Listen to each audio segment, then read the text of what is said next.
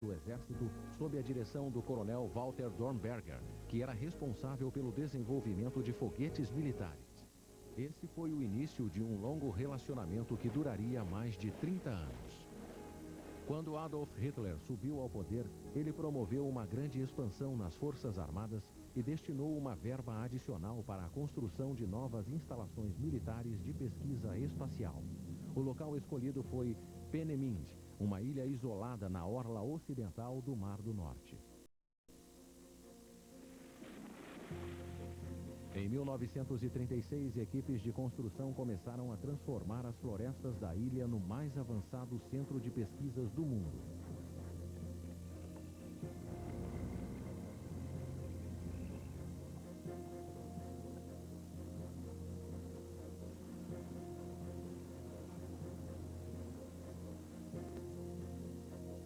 Peenemünde era o local ideal para uma base de foguetes secreta.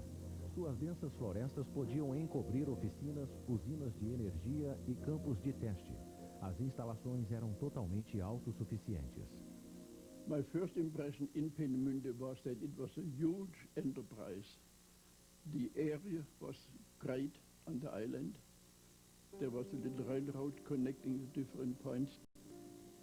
There were big hangars, big halls, big laboratories, manufacturing halls, test stands.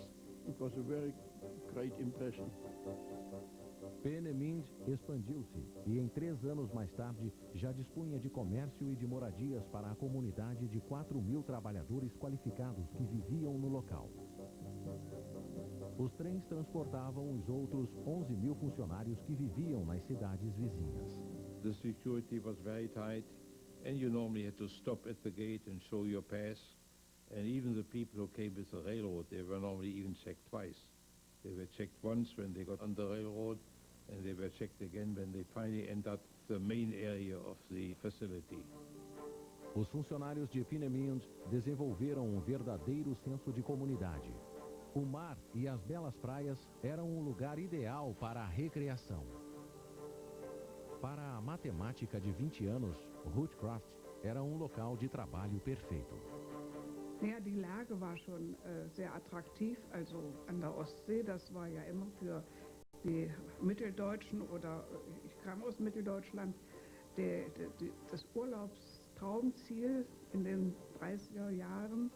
Da spürte man sehr bald ein ganz bewusst angelegtes Wissenschaftler-Ghetto.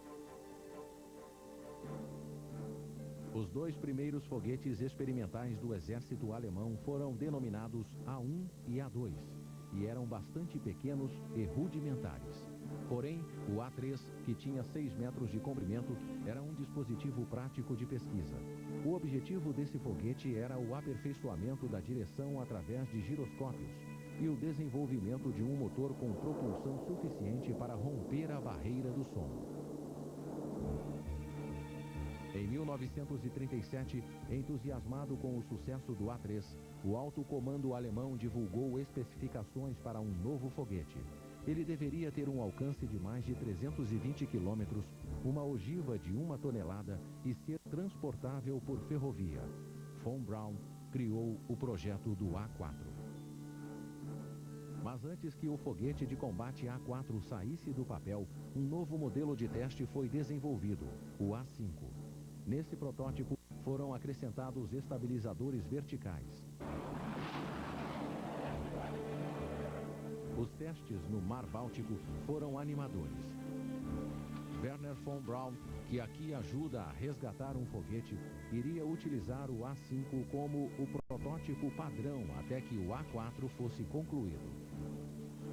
Entretanto, com o início da guerra em setembro de 1939, Hitler reduziu a verba destinada às pesquisas espaciais a longo prazo. Hitler had initially not assigned high priority to rocket work. He figured that maybe in a way he was right. He figured that it would take longer than, in his opinion, the war would last. Hitler estava presente em um dos primeiros testes espaciais e não ficou muito empolgado. Most people who saw rocket firing with a lot of noise and a big flame coming out of your rocket engine were really quite impressed. But Hitler just shook his head, turned around and walked away without saying anything. And of course Dornberger and von Braun were quite disappointed. Mas Wernher von Braun acreditava em seu trabalho em Peenemünde. Se tivesse mais tempo, seria capaz de produzir um foguete maior e mais potente. Porém, ele corria contra o relógio. E sem o apoio de Hitler, o desenvolvimento de foguetes de longo alcance na Alemanha seria encerrado.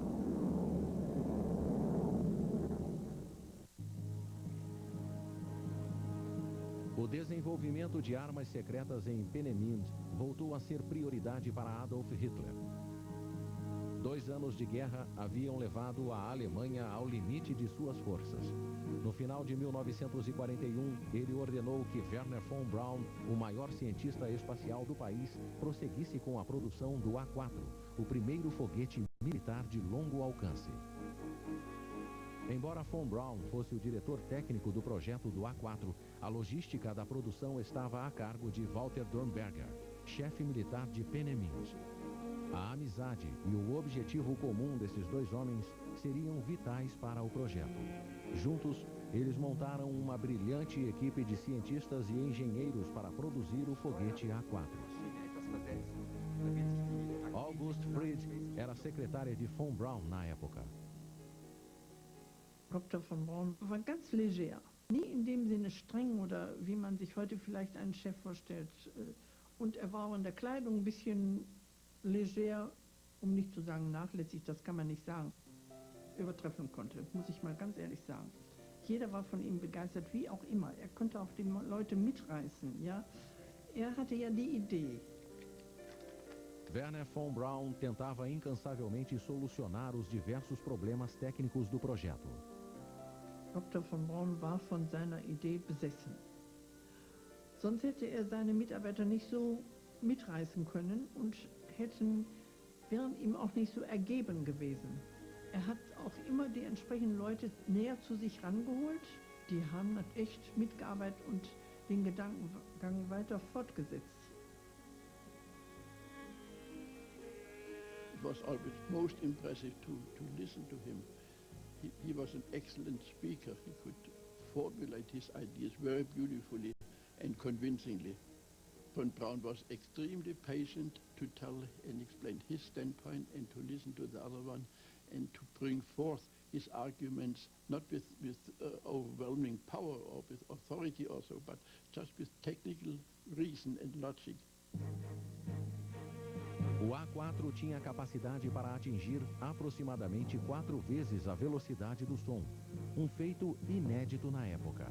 A aerodinâmica do foguete foi um fator crítico nos estágios iniciais. We had a big wind tunnel at Peenemünde, and we had wind tunnel measurements at various Mach numbers from subsonic to Mach 5, roughly. We were trying to build a supersonic airplane, and that's not that easy.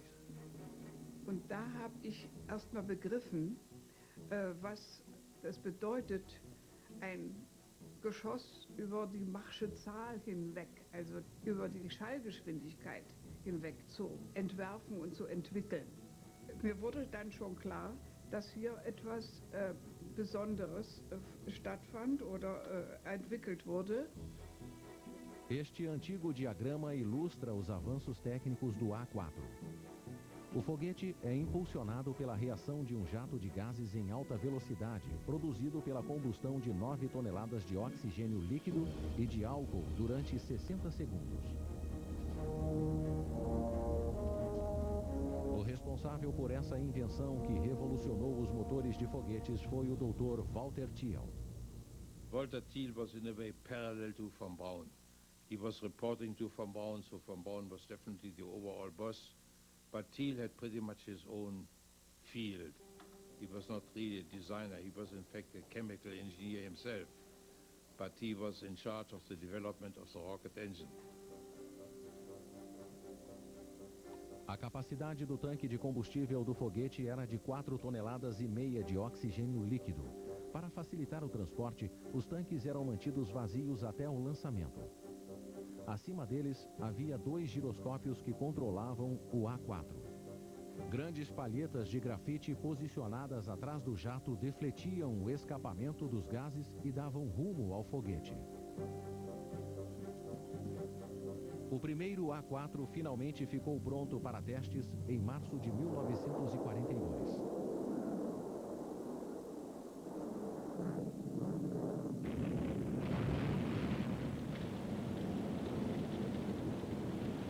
Foi um fracasso fenomenal.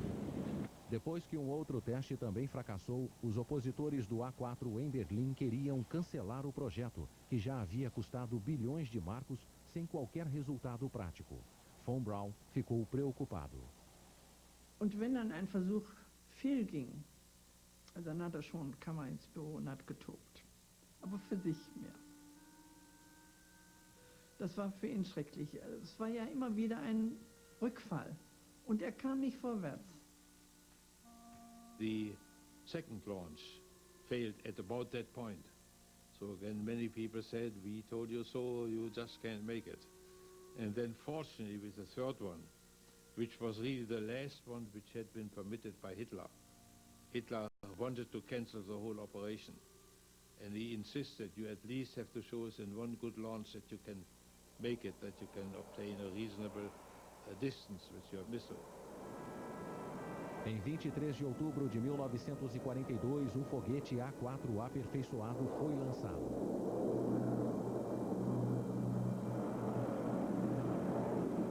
Assim que o motor com 25 toneladas de propulsão foi acionado, o foguete acelerou rumo aos céus e rompeu a barreira do som em 40 segundos.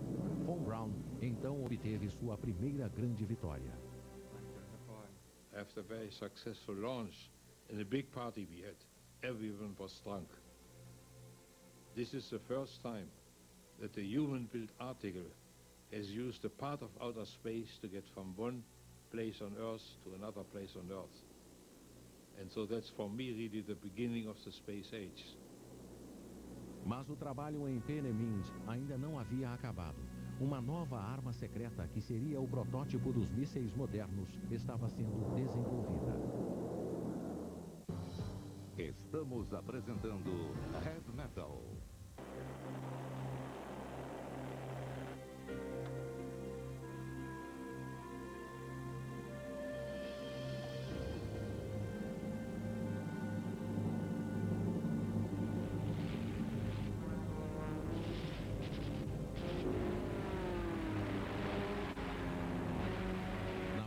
De 1942, a Luftwaffe estava em desvantagem na guerra. Após a derrota na Batalha da Inglaterra, seu comandante-chefe, Hermann Göring, estava desmoralizado perante Hitler. O segundo comandante da Luftwaffe era Erhard Milch, um homem cruel e ambicioso que havia transformado a Companhia Aérea Nacional, a Lufthansa, em uma das melhores do mundo.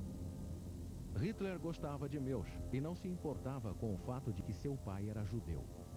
Milch queria recuperar a Luftwaffe e propôs a Hitler uma nova arma, a bomba voadora. Milch insistia que bombas teleguiadas ofereciam inúmeras vantagens sobre os bombardeiros convencionais. Elas eram menos dispendiosas, dispunham de uma carga útil maior e eliminavam o risco para a tripulação do avião. O desenvolvimento dos foguetes prosseguia a passos lentos e a Luftwaffe queria uma solução rápida. Por isso, adotou um motor de pulso-jato para sua bomba voadora, denominada FI-103. Os projetos iniciais demonstram que o pulso-jato era, na realidade, um motor a jato primitivo, impulsionado pela pressão do ar através de um tubo estreito.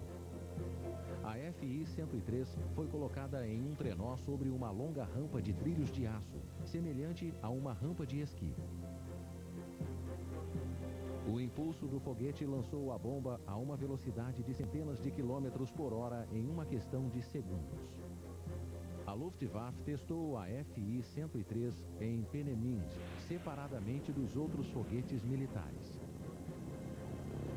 A primeira bomba voadora permaneceu no ar por apenas 60 segundos e os lançamentos subsequentes foram um fracasso retumbante. Porém, Hitler acreditava tanto no potencial dessa arma que decidiu dar continuidade ao seu desenvolvimento. Na verdade, a FI-103 se tornaria o protótipo dos mísseis de cruzeiro modernos. As atividades em Peenemünde começavam a atrair a atenção dos aliados, principalmente da inteligência britânica. Os ingleses sabiam que os alemães estavam desenvolvendo armas secretas, até mesmo antes da guerra, porém não tinham maiores detalhes sobre elas. Em 1943, havia informações suficientes para que o primeiro-ministro Winston Churchill encarasse essa ameaça com seriedade. Ele criou um comitê denominado Crossbow para analisar todas as evidências de armas de longo alcance alemãs.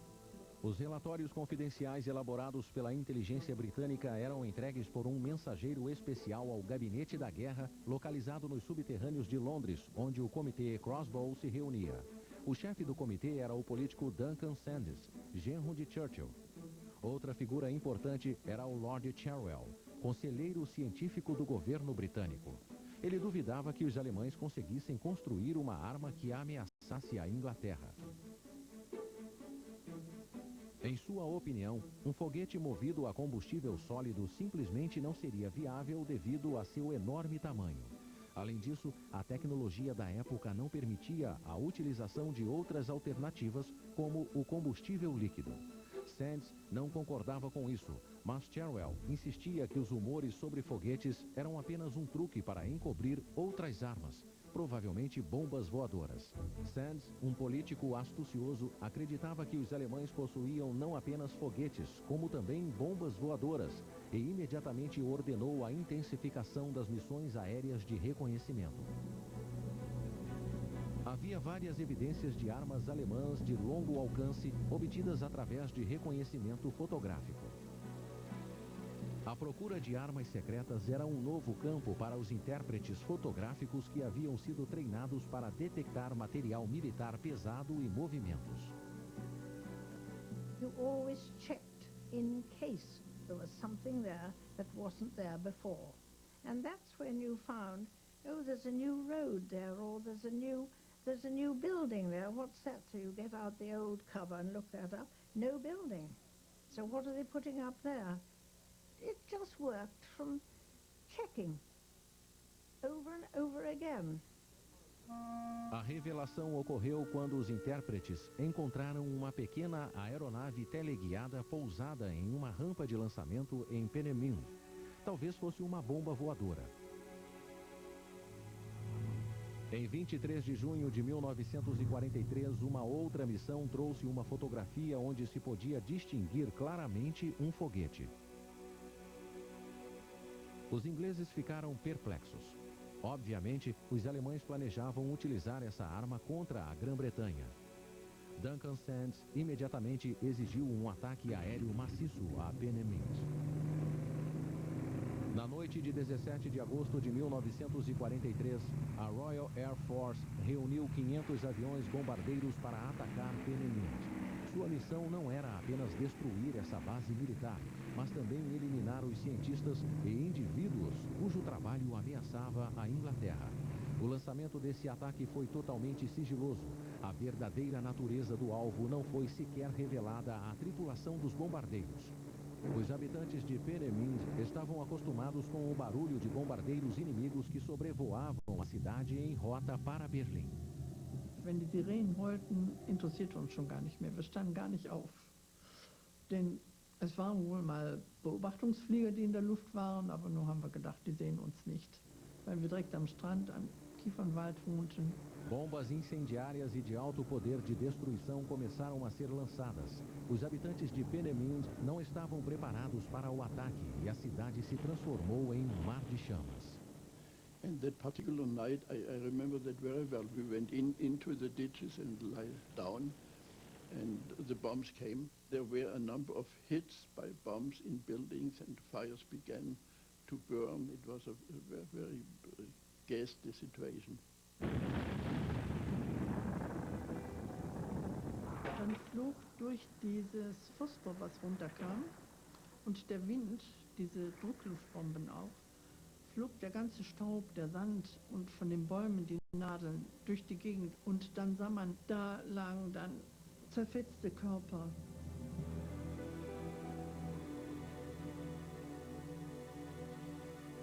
No total, 735 pessoas morreram, entre elas o responsável pelo motor A4, o Dr. Thiel. Thiel's family, his entire family, was completely wiped out. And there were, of course, a number of other key people, but Thiel was probably the most important man. And in that sense, probably the air raid obtained its objective to kill the German workers, so that the work could not continue in Peenemünde. O ataque arrasou Peenemünde e retardou o projeto do A4 durante meses críticos. Fez também com que os alemães transferissem algumas de suas atividades experimentais para um campo da SS. O local escolhido ficava próximo à aldeia Blisna, na Polônia, e estava fora do raio de ação dos bombardeiros aliados. Apesar do atraso no projeto do foguete A4, a outra arma de terror de Hitler, a bomba voadora, estava finalmente pronta para ser lançada contra os aliados. Estamos apresentando Heavy Metal.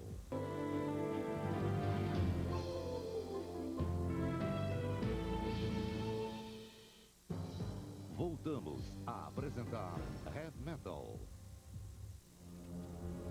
Embora o devastador bombardeio da RAF sobre a base de Peenemünde atrasasse o desenvolvimento do foguete alemão, a bomba voadora de Hitler não fora afetada. Em 1944, essas armas de terror eram transportadas secretamente para suas bases de lançamento. Várias missões de reconhecimento dos aliados sobre a costa da França e da Bélgica identificaram prováveis bases de lançamento de armas de longo alcance voltadas para a Inglaterra. Gradually one was able to build up that there was something going on. So then we managed to plot the whole of that coastline. There must have been over 100 sites, and alarm bells rang because it was much bigger than anybody expected. E todas as bases apontavam para Londres.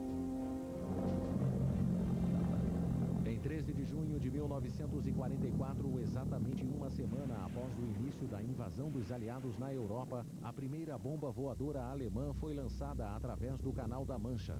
Ela caiu no East End de Londres, matando 6 pessoas. O ministro da propaganda nazista Joseph Goebbels anunciou ao mundo que a arma de vingança número 1 havia sido utilizada em retaliação contra a invasão aliada à Normandia. Essa arma ficou conhecida como V1.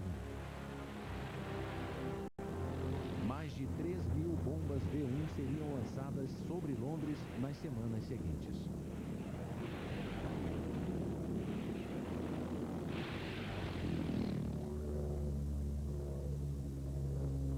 Os ingleses pouco sabiam sobre a V1. Sua natureza impessoal causava uma sensação desesperadora, pois não havia um inimigo humano a ser combatido. We did know they were coming because they made a very distinctive sound, and it was a sort of room, room, room, room, room, and then suddenly it would stop and you just dive for cover wherever you were. There was this terrible silence. It just seemed like the whole world stopped. As bombas V1 eram lançadas incessantemente, e sua ogiva, contendo 1 tonelada de potentes explosivos, causava danos enormes em áreas povoadas.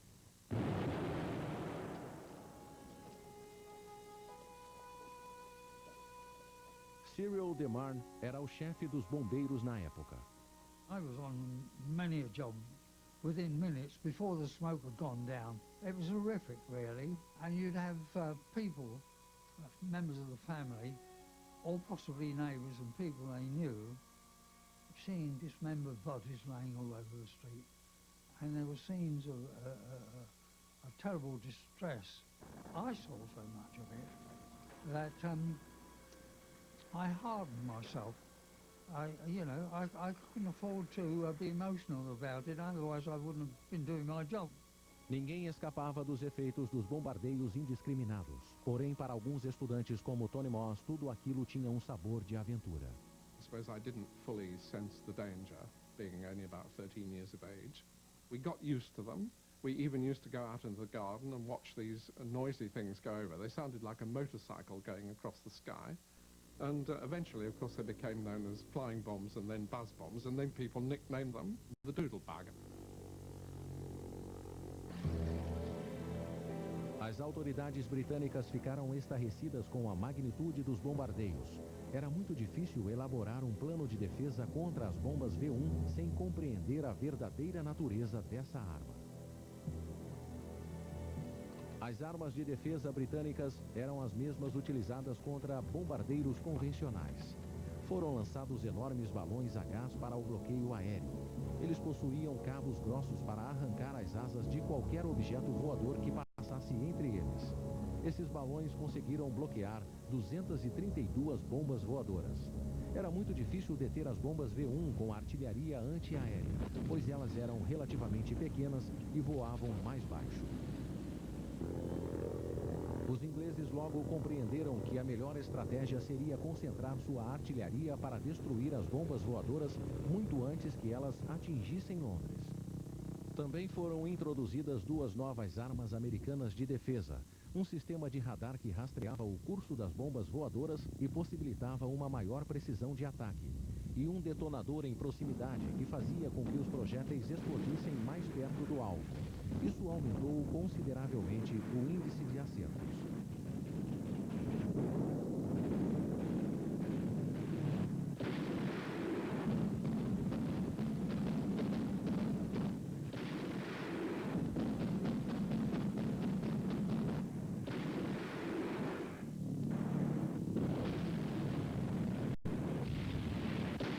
Nova estratégia, os ingleses conseguiram diminuir significativamente os ataques das bombas V1.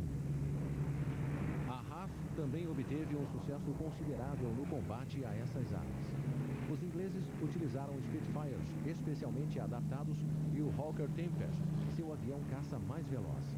Porém, devido a seu tamanho e velocidade, as bombas V1 eram alvos difíceis de atingir. If you saw a flying bomb coming towards you, there's no good saying, oh, I'll get in behind it and shoot it down, because, in fact, you would never have fought it in that way.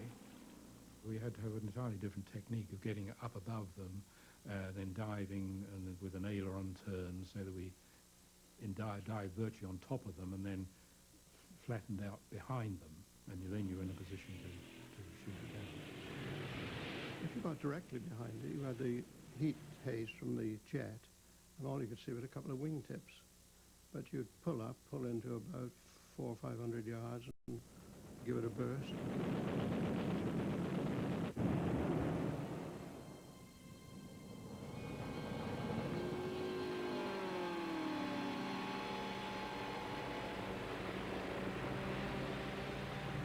Quando ficavam sem munição, alguns pilotos ingleses adotavam a tática extremamente perigosa de encostar nas asas das V1 para desviar seu curso. I put my port wing underneath the starboard wing of the flying bomb, and I'm afraid that didn't work. It just skidded away from me. And I thought, well, this is no good, so I changed the technique. Next time I put my wing under and then immediately flicked my stick over, and the thing just catapulted into the ground, into a wood just outside Sevenoaks. Até o final de agosto, apenas uma bomba entre 7 chegava até a área de Londres. Tudo indicava que as V1 haviam sido dominadas.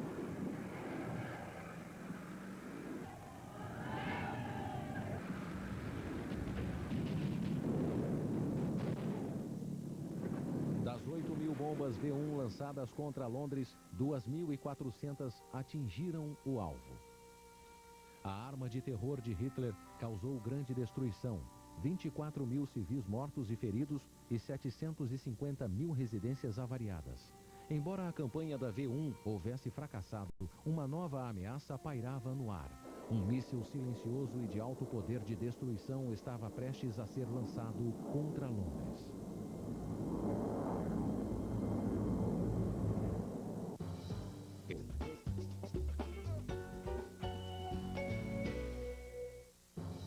Voltamos a apresentar Heavy Metal.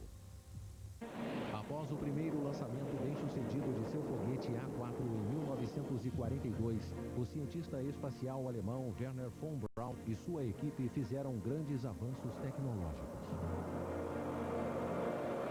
Contudo, problemas com o sistema de propulsão ainda retardavam o lançamento do foguete de combate de Hitler.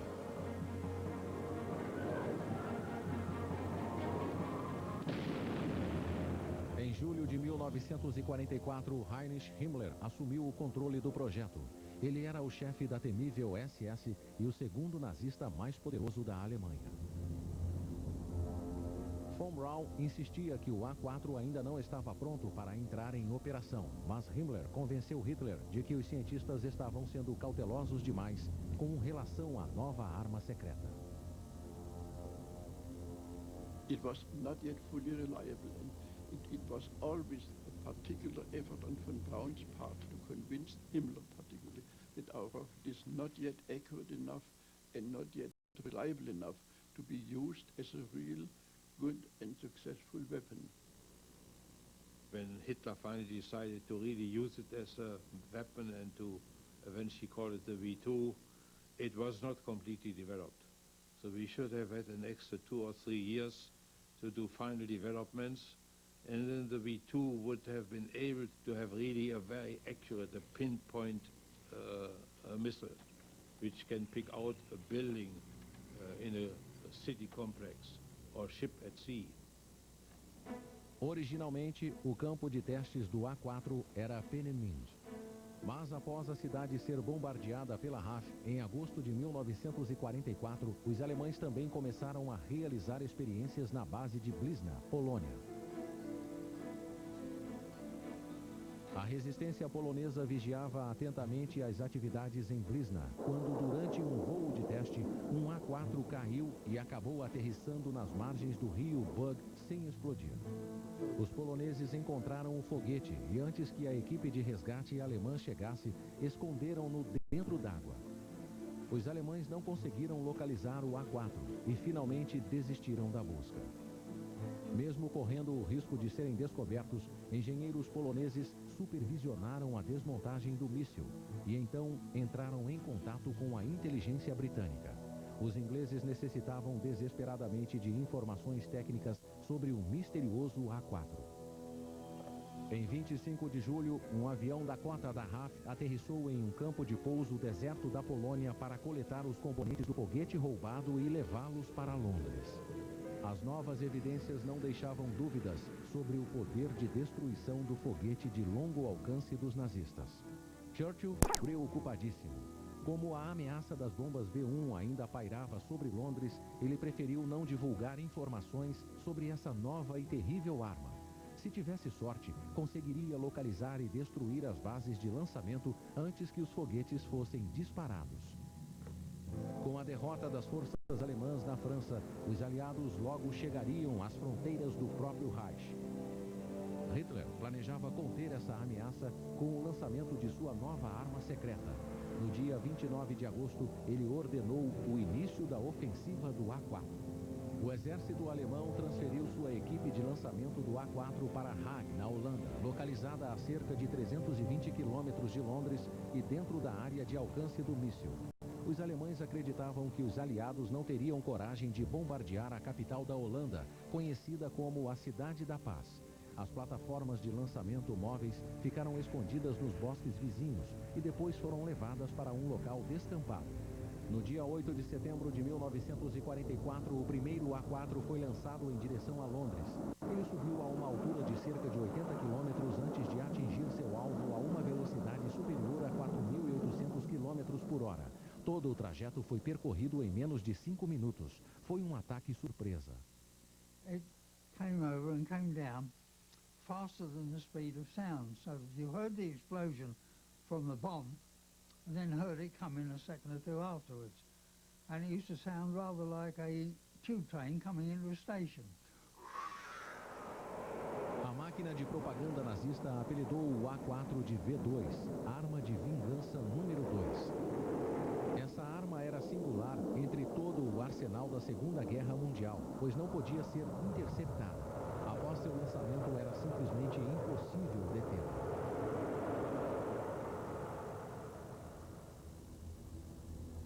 2 meses após o início da ofensiva, a loja de departamentos Woolworths, em Londres, estava cheia de clientes, principalmente mulheres e crianças, quando foi atingida por um V2.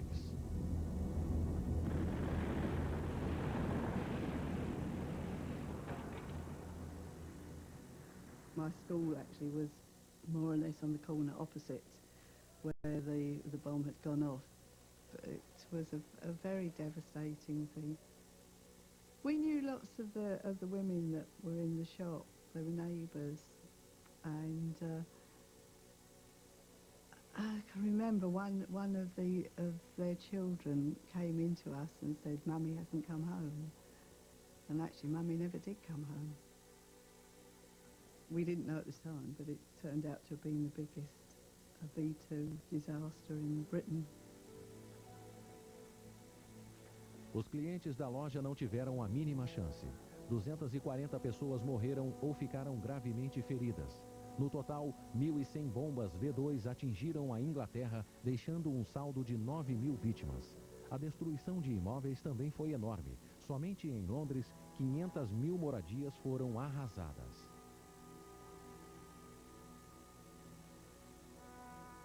Nos meses finais da guerra, os alemães que haviam estocado milhares de bombas V1 e V2 continuaram a disparar suas armas.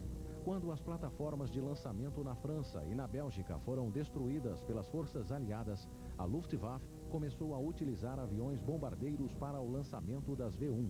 Mais de 1.000 delas foram disparadas dessa forma.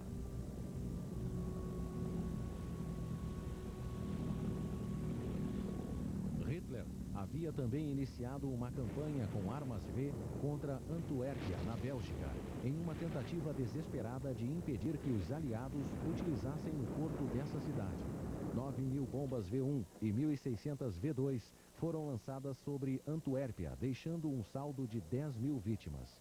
Mas não havia mais tempo para Hitler, pois as forças aliadas já avançavam rumo ao coração do Terceiro Reich. Mesmo assim, bombas V1 e V2 ainda continuaram a ser lançadas até 6 semanas antes do final da guerra, em 8 de maio de 1945. Apesar de Hitler não ter conseguido vencer a guerra com suas armas V, elas tiveram um profundo impacto sobre as forças aliadas, pois desviaram milhares de aviões e de armas e 750.000 soldados das frentes de batalha.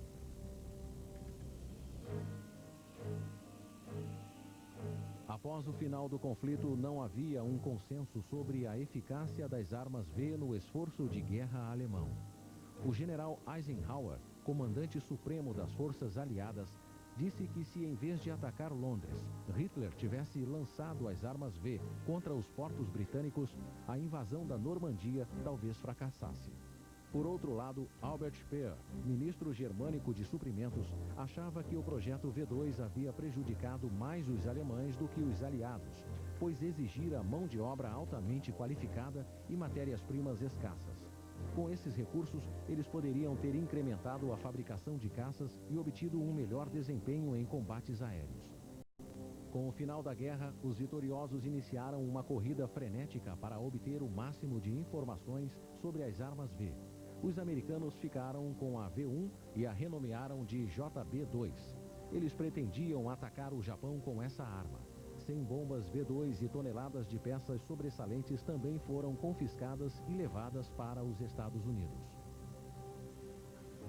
Mas os vencedores também estavam de olho nos cientistas. Wernher von Braun decidiu oferecer seus serviços aos Estados Unidos e no dia 2 de maio rendeu-se aos militares americanos. Von Braun e sua equipe de 118 cientistas germânicos passaram a desenvolver mísseis teleguiados nos campos de teste de White Sands, Novo México. Com essa nova aliança, os cientistas evitaram alardear sua participação no projeto do A4, que tanto terror havia causado entre os aliados.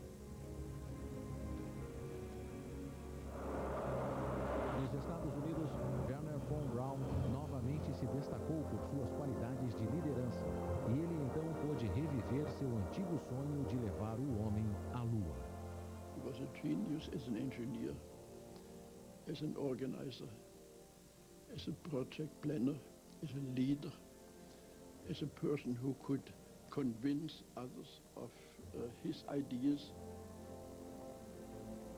I think with Werner von Braun we would not have the space program that we have today.